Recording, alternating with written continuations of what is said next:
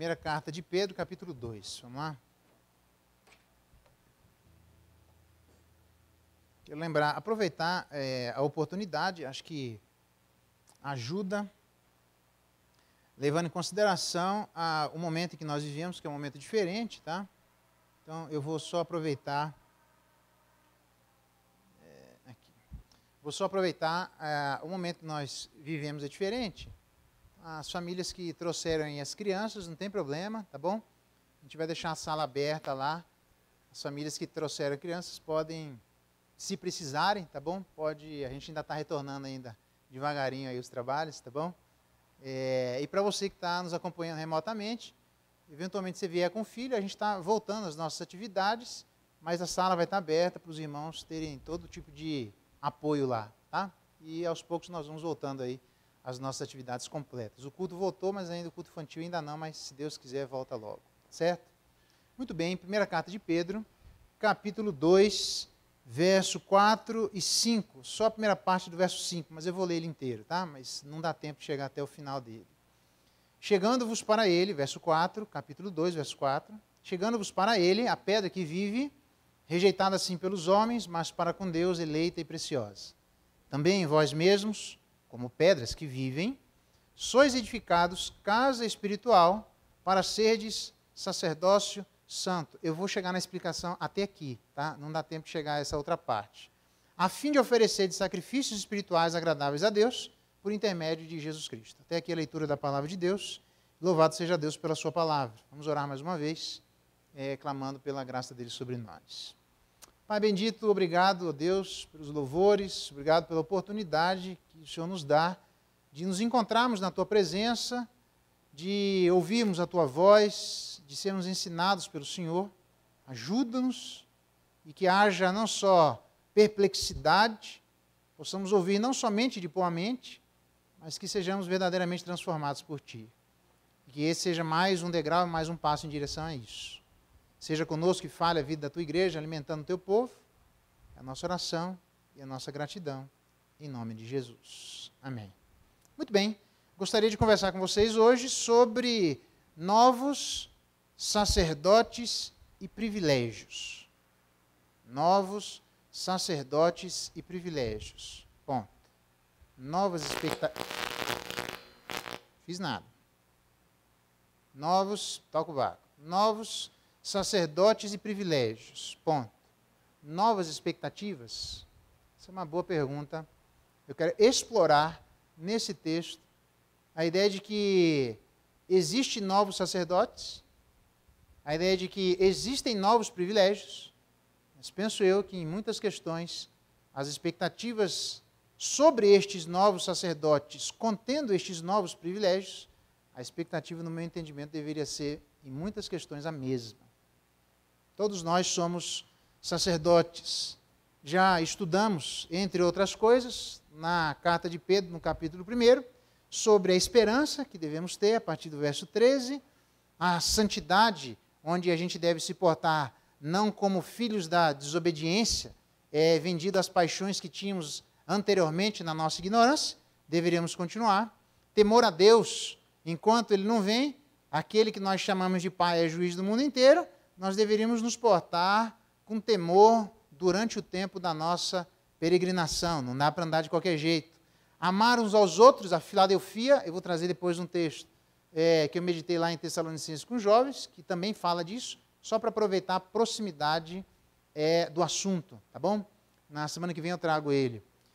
Mas vimos o que está envolvido, por dois momentos, na relação de amor de Filadelfia entre os irmãos. Vimos no domingo passado como vivem as pedras que vivem, né? Já que nós somos chamados no verso 5 como pedras que vivem. Então, como é que é essa postura dessas pedras que vivem? E hoje nós vamos ver como é que os novos sacerdotes têm novos privilégios e eles deveriam prestar atenção nas expectativas que existem sobre os sacerdotes do Antigo Testamento, que, em muita medida, essas expectativas elas se sobrepõem no Novo Testamento.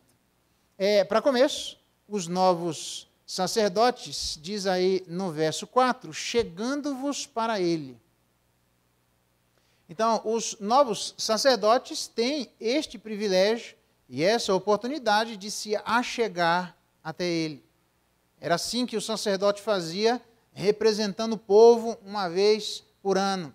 Mas agora nós não mais precisamos obrigatoriamente aguardar o tempo que a lei mandava, porque agora nós não temos mais um sumo sacerdote, nós temos o grande sumo sacerdote Jesus Cristo, que transformou a vida do seu povo, como ele disse no verso 9, em sacerdotes. Então, estes novos sacerdotes têm o privilégio de se achegar à presença dele.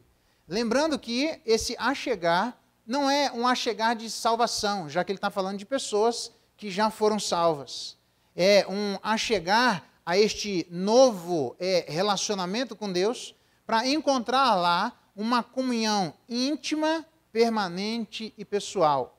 Não é para ser alguma coisa esporádica, não é para exclusivamente interceder por outros, mas é para estar lá.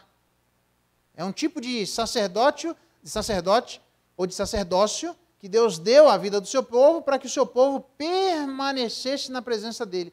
Então, tecnicamente falando, é estranho quando você tem um sacerdote que não passa tempo na presença do Pai, porque estes novos sacerdotes têm este privilégio, e é um privilégio não de somente ir lá e sair, mas é de ir lá e ficar lá. Esse termo, na verdade, foi usado em vários outros lugares, como, por exemplo, acheguemo-nos confiadamente junto ao trono da graça, a fim de recebermos misericórdia e acharmos graça para socorro em ocasião oportuna. Então, todos nós recebemos isso e temos o direito de, caso precisarmos, estarmos na presença do Pai. Há um outro texto que diz ainda em Hebreus, por isso também pode salvar totalmente, o que significa em outro momento a gente estuda, pode salvar totalmente os que por ele se chegam a Deus. Os novos sacerdotes se espera que de maneira comum, de maneira ordinária, de maneira facilitada, ele desenhou todo o caminho e empossou a vida de cada um de nós como sacerdotes para que a gente viva diante dele.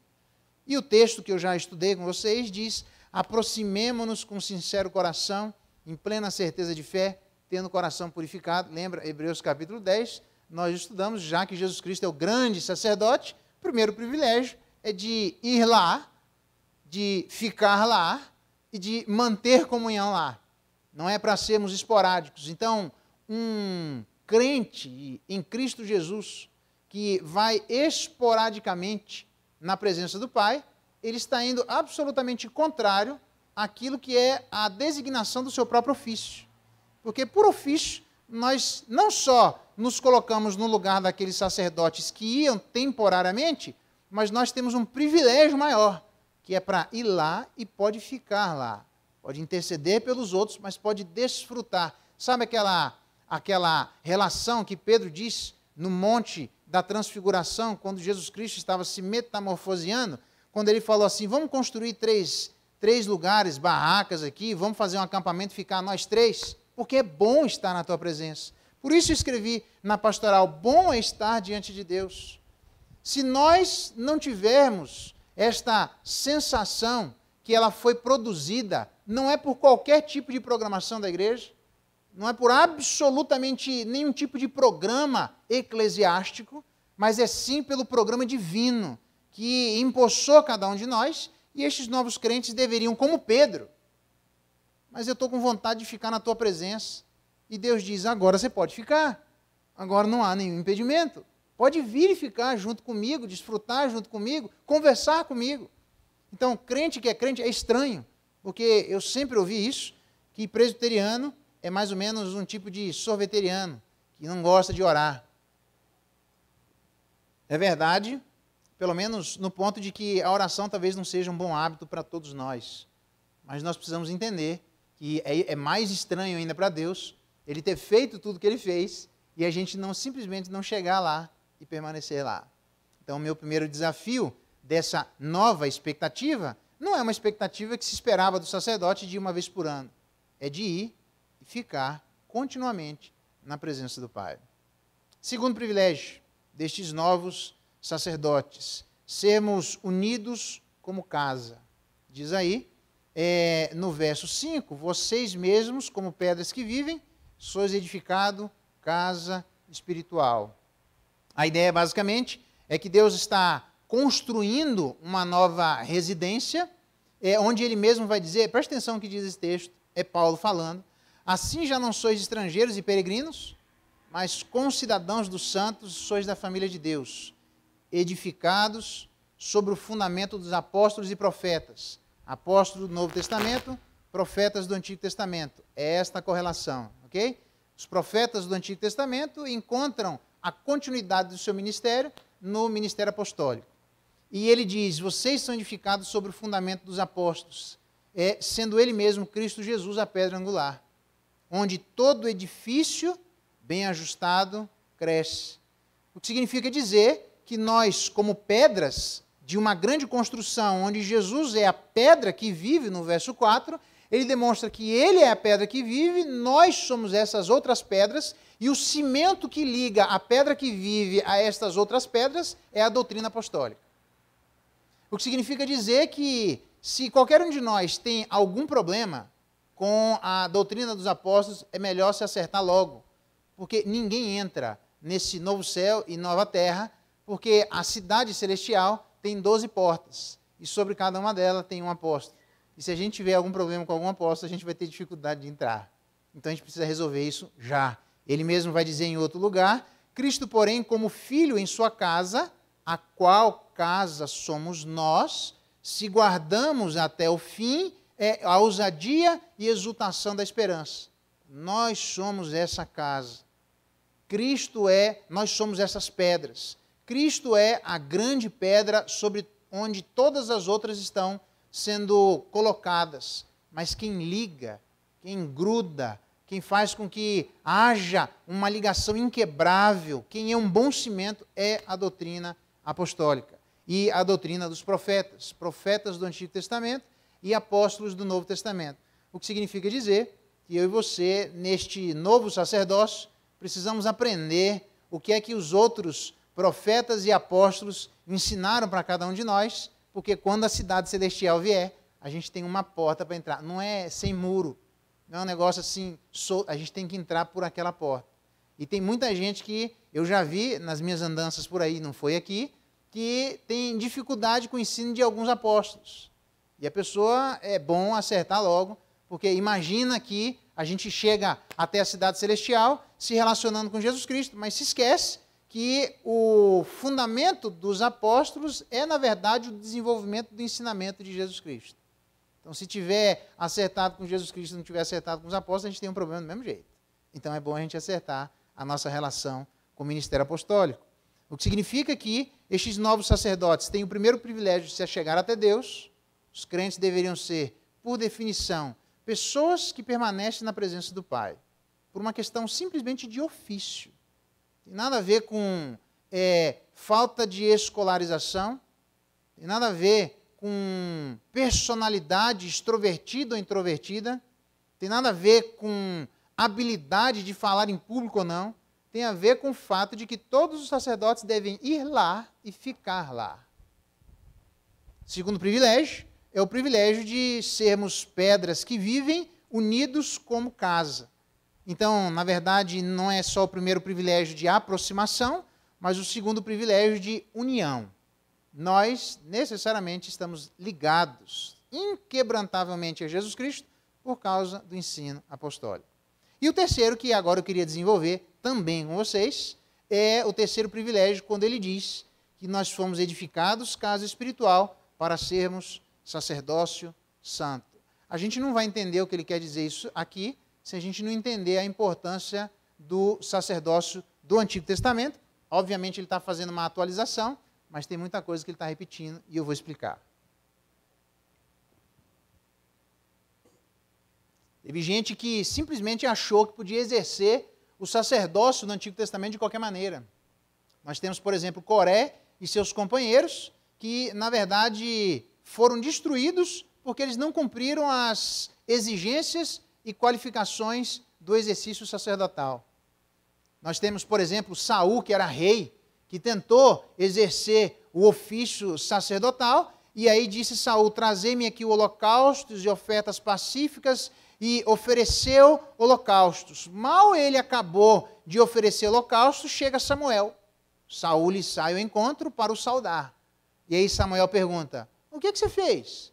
E aí responde Saul, vendo que o povo já se ia se espalhando e que tu não vinhas, está parecendo aquela ideia de que Moisés subiu e demorou para trazer e o bezerro de ouro foi feito, ele diz, olha, o que eu fiz? E os filisteus já tinham se ajuntado para vir contra nós, eu disse comigo, agora descerão os filisteus contra mim em Gilgal, e eu ainda não obtive a benevolência de Deus. Olha a expressão, forçado pelas circunstâncias, ofereci holocaustos.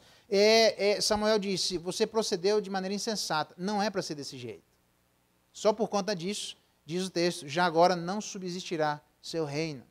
Por falta de exercício de maneira adequada, ele perdeu o reino. Uzá, quando ele toca de maneira imprudente, isso literalmente lhe custa a vida, ele morre na hora. O rei Uzias, um outro rei, parece que é mania, né, de o rei na barriga, o camarada vai tentar exercer literalmente o papel dos sacerdotes. Olha o que aconteceu. Havendo-se já fortificado, exaltou-se o coração para a sua própria ruína e cometeu transgressões contra o Senhor seu Deus. Por quê? Ele entrou no templo do Senhor para queimar incenso no altar de incenso. Porém, o sacerdote Azarias entra depois dele com 80 sacerdotes do Senhor, homens da maior firmeza. Mano, deu um balacobaco ali, o negócio ficou tenso. E aí, resistiram ao rei Uzias, a ti não compete queimar incenso perante o Senhor, mas aos sacerdotes filhos de Arão, que são consagrados exclusivamente para esta finalidade. Sai do santuário, porque transgrediste, e isso será para a honra da tua parte do Senhor teu Deus. Uzias ficou bravo. Mesmo ele entendendo que ele não era sacerdote, mas nós somos, Uzias ficou bravo. Uzias se indigna, tinha um incensário na mão para lhe queimar incenso. Indignando-se ele contra os sacerdotes, na hora sai lepra na sua testa, diante dos sacerdotes. Consegue imaginar a cena? Na casa do Senhor, junto ao altar do incenso. O sumo sacerdote Azarias e todos os sacerdotes viraram para ele, e disse, você está leproso na testa. Apressadamente lançaram ele para fora. Até mesmo ele se deu pressa em sair, porque ele viu que ele estava sendo consumido, visto que o Senhor ferira ele, porque ele não era sacerdote. O sacerdote tem um jeito de ser exercido. Assim ficou leproso o rei Uzias, um rei piedoso. Ficou leproso até o dia da sua morte. E morou, por ser leproso, numa casa separada. Então, há N circunstâncias demonstradas já no Antigo Testamento, e é isso que me interessa para nós, para entendermos a importância do exercício sacerdotal. Ninguém atravessa tentando exercer aquilo que Deus não deu autoridade, e mesmo, nós vamos ver isso agora, como é que os sacerdotes que tinham autoridade deveriam exercer. Porque quando nós vemos no Novo Testamento o grande sumo sacerdote transformando o seu povo em sacerdotes, a mesma expectativa de que se tinha com os sacerdotes, se tem agora com os novos sacerdotes, que têm privilégios, privilégio de chegar diante de Deus, tem privilégio, o privilégio de ser unido a Ele como casa, mas as expectativas, bora ver como é que os sacerdotes foram escolhidos. No Antigo Testamento, existem algumas características que servem para nós. Primeira delas, Deus elegeu soberanamente os sacerdotes. Diz o texto assim, Deus falando a Moisés, faze também vir para junto de ti Arão, teu irmão, seus filhos com ele, dentre os filhos de Israel, para me oficiarem como sacerdotes. Eles foram escolhidos e não se apresentaram voluntariamente para serem sacerdotes. Já te digo por quê. No Novo Testamento, a palavra de Deus diz assim, não fostes vós que me escolhestes a mim, pelo contrário, eu vos escolhi a vós outros, e vos designeis para que vades e deis frutos e o vosso fruto permaneça. Do mesmo jeito que os sacerdotes foram escolhidos no Antigo Testamento, o povo de Deus também foi escolhido no Novo Testamento. Uma eleição soberana que não tem absolutamente nada a ver com uma possível habilidade e pureza interna. Por quê? Olha qual era a moral que a tribo de Levi tinha no Antigo Testamento. Arão e seus filhos. Uma das menores tribos, a menos respeitada das 12 tribos, por esta razão. Simeão e Levi são irmãos. As suas espadas, Levi, da tribo de Levi, de onde vêm os sacerdotes, as suas espadas são instrumentos de violência. Levi e seus irmãos eram violentos. No seu conselho não entre a minha alma, com seu agrupamento, mas glória não se ajunte. Por quê? Porque no seu furor mataram homens e na sua vontade perversa jarretaram touros. Sacerdote, Levi e seus irmãos, era gente que não prestava. Era gente má. Jarretar é literalmente cortar os bois. Era uma perversidade que se manifestava não só na espada contra homens, mas na espada contra animais. Era uma postura injustificada. Então, apesar da sua maldade, apesar da sua violência, apesar do seu furor, Deus escolhe a tribo de Levi, não é por causa da moralidade boa, porque eles tinham uma moralidade ruim. Não é porque eram mansos, porque eram perversos. Então, eles somos nós. O que a Bíblia diz, irmãos, reparai na vossa vocação. Não foram chamados muitos sábios segundo a carne, nem de nobre nascimento. Pelo contrário, Deus escolheu as coisas loucas do mundo, as coisas fracas, as desprezadas e aquelas que não são nada. Do mesmo jeito que a tribo de Levi era mau, era fraco, era desprezado e não era ninguém, nós também fomos escolhidos, apesar de sermos fracos, perversos, desprezados, de não sermos absolutamente ninguém. Nesse sentido, é a característica que existia da escolha dos sacerdotes do Antigo Testamento, exatamente a mesma característica que Deus escolheu a vida de todos nós. Semelhante a eles, somos ruins. Então a eleição foi totalmente soberana, e não por causa de quem somos, mas apesar de quem somos. Mas além disso, o sacerdote, eles tinham que ter uma limpeza espiritual. Isso não é diferente no Novo Testamento. Veja que ele diz assim: Moisés imolou, tomou seu sangue e pôs o sangue na ponta da orelha direita de Arão e depois dos seus filhos, na ponta do polegar da mão direita e depois sobre o polegar do seu pé direito. Então ele pega literalmente a imolação e o sangue de animais e põe na orelha, nos dedos das mãos e nos dedos dos pés. Isso significa que os sacerdotes do Antigo Testamento tinham que agora santificar os seus ouvidos para saber o que eles deveriam ouvir diretamente a Deus, deveriam prestar atenção sobre os seus pés, onde eles iriam caminhar, e deveriam prestar atenção sobre as suas mãos, o que eles iriam negociar. Porque agora, seus ouvidos não são mais seus, suas mãos não são mais suas, e seus pés não são mais seus. Por isso que os sacerdotes do Antigo Testamento precisavam purificar as mãos, os ouvidos e os pés. E com isso vestirás Arão, agora de uma maneira completamente diferente. Faz-lhe também calções de linho para cobrirem a pele nua, indo da cintura até as coxas. A antiga cueca. Aqui nasceu a cueca. Literalmente, eles não podiam chegar nus diante de Deus, com as partes íntimas à mostra. Porque isso é uma absoluta demonstração, todo mundo reconhece isso, de que os sacerdotes deveriam ter pureza sexual. Não só pureza no que ouviam, não só pureza no que tocavam, não só pureza por onde andavam, mas pureza nos seus órgãos genitais. Porque, sob pena de que, se isso não acontecesse, olha o que é que o texto diz: estarão sobre Arão e seus filhos quando entrarem na tenda da congregação, a cueca de linho. E quando se chegaram ao altar para ministrar no santuário, para que não levem a iniquidade e morram. A gente gosta de ser sacerdote, mas é impressionante. Eu nem estou falando de Jesus Cristo. A gente deveria ser sacerdotes como os sacerdotes, prestando atenção naquilo que a gente ouve, prestando atenção naquilo que a gente toca, prestando atenção por onde a gente anda e prestando atenção na nossa vida sexual. Porque se lá eles morriam, não é à toa que no Novo Testamento, ao participar da ceia, a Bíblia diz que tem gente participando de qualquer jeito, porque está tocando o que não devia tocar, está ouvindo o que não devia ouvir, está andando por onde não devia andar e não tem pureza sexual. Quem faz isso não é à toa, porque há muitos fracos e doentes e não poucos os que dormem, que morrem, porque Deus ainda continua exigindo a mesma coisa. O qual Jesus Cristo a si mesmo se deu por nós, a fim de remir-nos de toda a iniquidade e purificar para si mesmo um povo exclusivamente seu.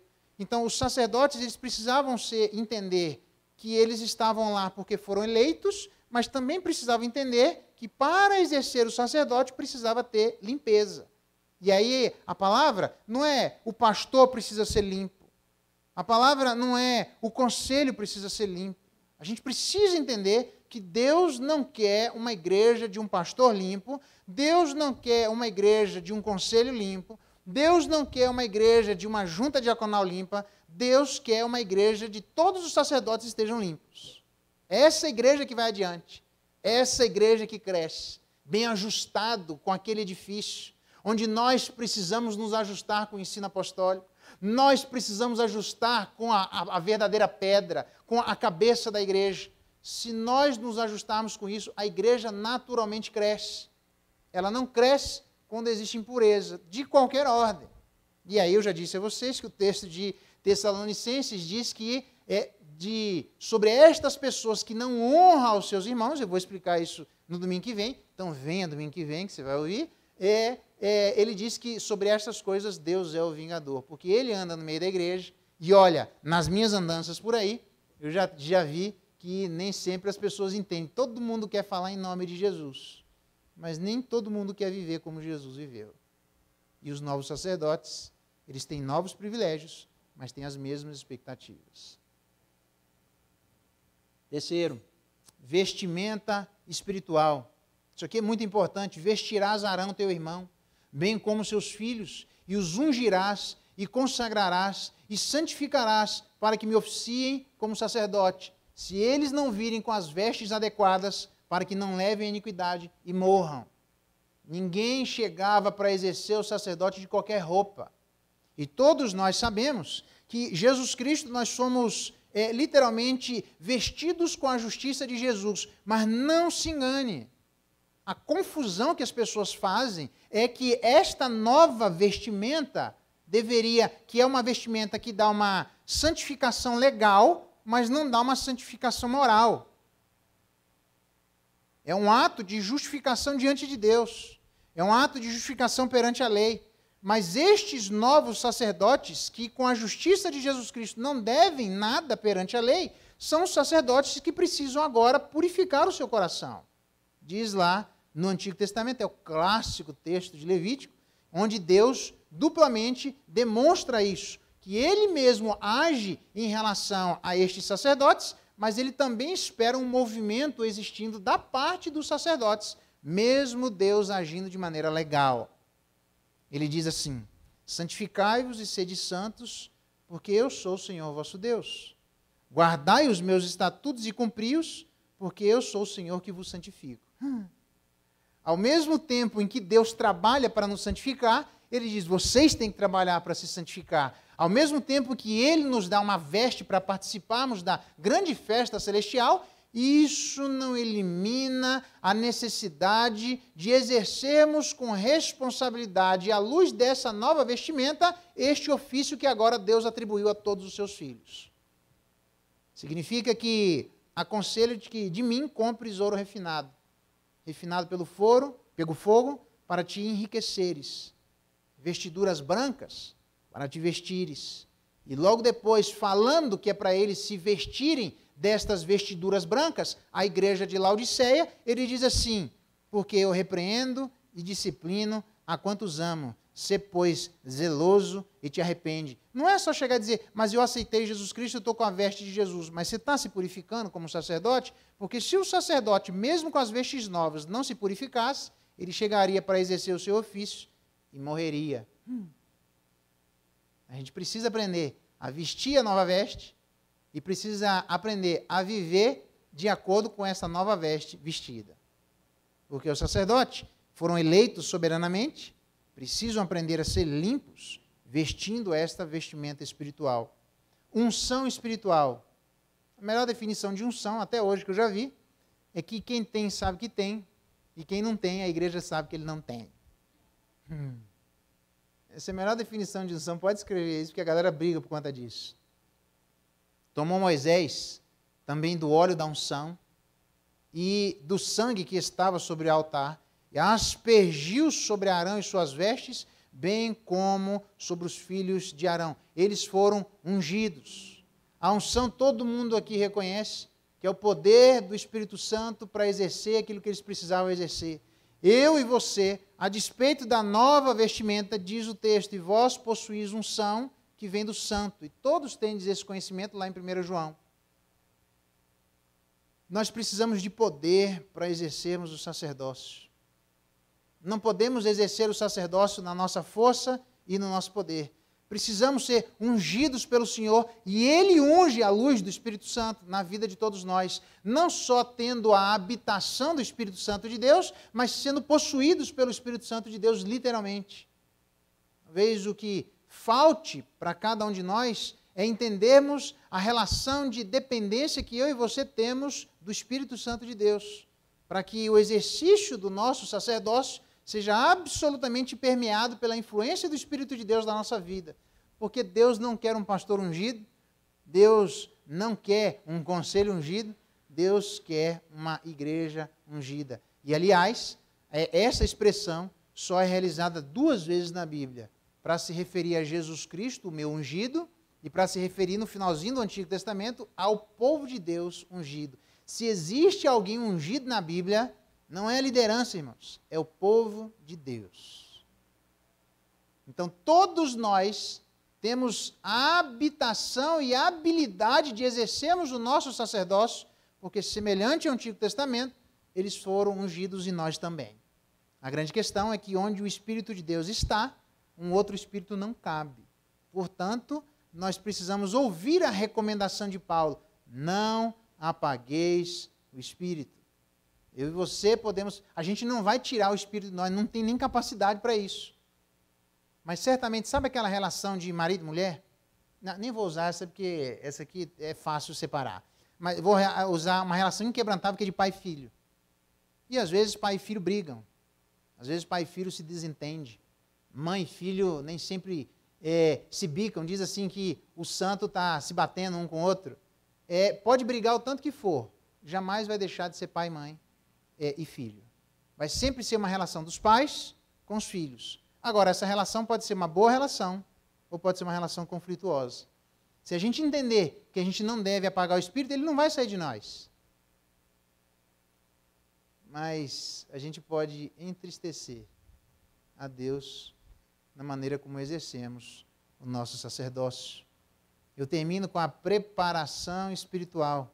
Diz o texto, só para a gente perceber que também da porta da tenda da congregação não saireis, depois de tudo isso, depois de serem eleitos, depois de serem limpos, depois de vestirem a veste nova, para demonstrar que o sacerdócio precisa de uma nova vestimenta, e nós, a vestimenta de Jesus, depois de serem ungidos para aquela função, Deus diz assim na hora do exercício: vocês não entrem, fiquem na porta da tenda da congregação e não saiam por 7 dias, até que se cumpram os dias da vossa consagração. O que significa que antes do sacerdócio exercer o seu sacerdócio, ele precisava de um tempo de preparação, um tempo de reflexão. Já tem a nova veste, já foram eleitos, já foram perdoados, já foram ungidos. Agora precisam preparar o coração para aquilo que de espiritual exige na sua função. Eu não sei quantos de nós achamos que significa virmos para cultuarmos a Deus, quer de maneira remota ou quer de maneira presente, não importa, nós nascemos para cultuar a Deus, não existe outra, essa é a nossa função, é isso que dá significado à vida de todos nós, porque se nós não fazemos e não temos a alegria de fazermos isso aqui na terra, nós não estamos preparados para o céu, onde estas coisas se desenvolverão de maneira plena lá. Então precisa existir a alegria, a satisfação, o prazer, não é por causa do pastor, não é por causa só das amizades que existem na igreja, porque nós já vimos em Hebreus que devemos ir para estarmos com os nossos olhos fitos em Jesus, mas também com os nossos olhos fixos nos nossos irmãos. Mas antes de exercermos o nosso sacerdócio, do mesmo jeito dos sacerdotes do Antigo Testamento, precisamos preparar o nosso coração. Tem gente que nem se prepara. Tem gente que simplesmente vai na igreja. Tem gente que diz assim, eu não queria estar na igreja, e quando sai diz, ainda bem que eu vim. Eu sei que é uma bênção, eu sei que Deus abençoa a despeito de quem somos. Mas isso não elimina a necessidade de cada um de nós de entendermos de que para exercermos as qualidades espirituais, as virtudes espirituais, precisa existir um tempo de preparação, senão os novos sacerdotes jamais, a despeito dos novos privilégios, se compararão aos antigos sacerdotes. Nós estamos numa nova função, nós estamos num outro tempo da história, nós temos privilégios que eles não tinham. Mas não sei se nós nos consagramos como eles se consagravam. Não sei se nós nos preparamos como eles se preparavam. Não sei se a gente entende que o domingo não é um dia como outro qualquer. É o dia da ressurreição. É o dia em que a morte foi vencida. É um dia que mostra para cada um de nós que, no último dia, a morte será exterminada. Porque Deus matou a morte com a sua própria morte. Mas nós sabemos que o sacrifício de Jesus Cristo foi aceito por Deus graças à ressurreição. Porque se ele tivesse morrido e ficasse morto, não tinha resolvido nada. Mas quando ele ressuscitou, quando nós participamos da ceia do Senhor, temos esse privilégio enorme de irmos na presença do Pai, ficarmos na presença do Pai, desfrutarmos de comunhão íntima. Não é só chegar lá, interceder pelos outros e sair, é ir lá e ficar lá. Nós precisamos entender que estes novos sacerdotes precisam se preparar para exercer o seu sacerdócio. Talvez a nossa vida fique borocochô, talvez o nosso ministério não seja o melhor, talvez a gente não veja a nossa vida pujante, porque falta preparação. Todo mundo reconhece que os 7 dias aqui, além dos 7 dias literais, é uma significação de uma preparação perfeita. Eu fico imaginando o que é que os sacerdotes pensavam durante aqueles 7 dias. Eu fico imaginando o que é que eles faziam durante aqueles 7 dias. Eu fico imaginando a percepção deles. Mas, cara, nós éramos a pior das 12 tribos de Israel. Nós éramos pessoas violentas. Por que nós estamos aqui? O que é que nós estamos fazendo? Nós colocamos uma veste que nem é nossa. Nós cobrimos as nossas partes íntimas. Deus nos ungiu. Ele deu tudo aquilo que a gente precisa. Meu Deus, que vergonha. Que vergonha de quem eu era. Que vergonha porque eu não tenho nada meu. Que vergonha porque tudo é proporcionado por Deus. E aí a Bíblia diz que o amor de Cristo nos constrange. Irmãos, se não é o grande sacerdote nos constranger, eu jamais vou conseguir constranger ninguém a vir cultuar a Deus, quer seja de maneira física, presentemente, ou quer seja de maneira remota. É Cristo quem deve constranger o nosso coração e é meu apelo a todos vocês que estão me ouvindo. Aqui e pelos canais digitais. Aprenda a se preparar diante de Deus. Prepara-te, diz Amós, para te encontrares com teu Deus. Por que esses textos estão no Antigo Testamento? Deveriam estar no Novo. É porque muitos de nós estão levando meio na breca o exercício do nosso sacerdote. Essa é que é a verdade. A gente se sente com falta de poder, falta de habilidade, talvez porque falte aquilo que existia nos sacerdotes do Antigo Testamento. Uma eleição soberana, uma limpeza espiritual, uma vestimenta adequada, uma unção espiritual e uma preparação espiritual. Fiquem 7 dias, não façam nada. Quantos de nós guardam tempo para não fazermos nada? Só pensarmos em Deus e na nossa relação com Ele. Fala a verdade, irmão. Como é que você está exercendo o seu sacerdócio? Você que está me ouvindo, como é que você está exercendo o seu? E eu que estou me ouvindo, como é que eu estou exercendo o sacerdócio? Porque Deus deu novos sacerdotes e privilégios. Mas eu não sei se as expectativas são novas, elas já são antigas. Deu o privilégio de nos achegarmos até Deus, deu o privilégio de estarmos unidos como casa, mas também o privilégio de estarmos unidos como sacerdotes, eleitos, limpos, vestidos, ungidos e preparados. Uma igreja que faz isso, não tem ninguém para segurar, porque serão sacerdotes. Como diria, aqui texto maravilhoso, eu fiquei olhando e me deliciando várias vezes. Eu li esse texto várias vezes, quando o rei Uzias tentou entrar, e aí vem o sacerdote com mais 80 homens da maior firmeza. Deus precisa de sacerdotes da maior firmeza. Eu queria que você colocasse sua vida diante de Deus, porque o nosso grande sacerdote, Jesus Cristo, ele é da maior firmeza. Semelhante a ele, nós também devemos ser. Vamos orar. Vou pedir para o presbítero Sebastião vir à frente, que alguém dá o microfone para ele aqui, eu não sei onde é que está, para ele orar por nós, para o exercício do nosso sacerdote. Eu espero que você se sinta desafiado, você que está nos assistindo. Quer ser sacerdote, irmão? Beleza, mas faz direito. É só isso, simples assim. Exerce o sacerdócio direito. Porque Deus nos deu novos e grandes privilégios, mas a expectativa é a mesma. Vamos orar com o presbítero Sebastião e os irmãos do conselho podem vir à frente para a gente distribuir a ceia. Deus, muito obrigado por este privilégio, Deus, de ouvirmos a Tua palavra, que tem falado conosco de forma profunda, Deus. Nós te pedimos, no nome de Jesus, que o Senhor continue usando, Deus, o pastor João Geraldo, e continue, Deus, para que através da Tua palavra nós possamos, Deus, ter compreensão, ter entendimento, Deus, que precisamos ser transformados no nome de Jesus, Deus. Precisamos ser sacerdote do Senhor, Deus, preparados por Ti, lavados pelo Teu sangue, purificados, Deus, para que no nome de Jesus nós possamos sair daqui melhores do que entramos. Amém. Para que nós possamos ser sal e luz na sociedade, Deus.